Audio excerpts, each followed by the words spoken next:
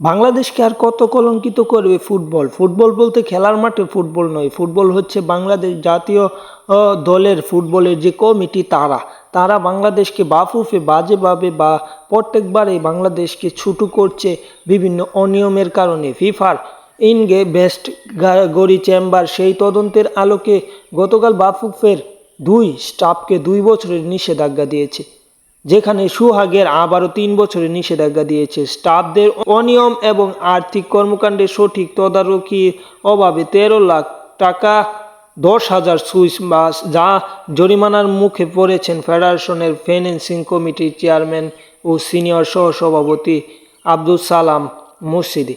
আব্দুস সালাম মুর্শিদি বর্তমানে একজন এমপি বা সংসদ সদস্য হওয়া সত্ত্বেও তিনি বাফুফেতে থাকতে চায় এবং থাকতে অনিয়ম করতে চায়, এবং তাদেরকে ব্যতীত আরও অনেকের নামে উঠে এসেছে।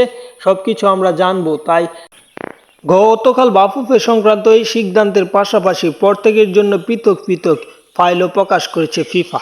সিনিয়র সভাপতি ও ফিন্যান্সিং কমিটির চেয়ারম্যান আব্দুস সালামের 52 পাতার ফিফা রিপোর্টে ফেডারেশনের সভাপতি কাজী সালাউদ্দিনের নামও এসেছে।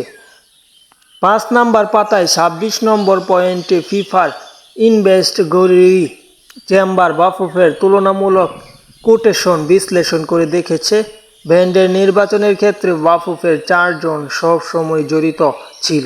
এই 4 জন হলেন বাফুফের সাবেক প্রধান অর্থ কর্মকর্তা আবু হোসেন, সাবেক সাধারণ সম্পাদক আবু নাঈম সুহাগ, ফিন্যান্সিং কমিটির চেয়ারম্যান আব্দুস সালাম মুর্শিদি ও বাফুফের সভাপতি কাজী সালাউদ্দিন। সব কিছু মিলিয়ে বাংলাদেশ ফুটবলকে কলঙ্কের বাকি রাখলেন না, বাংলাদেশ ফুটবলকে শেষ করতে বাকি রাখলেন না এই সভাপতি। যাই হোক, চ্যানেলটি সাবস্ক্রাইব করে পাশে থাকুন।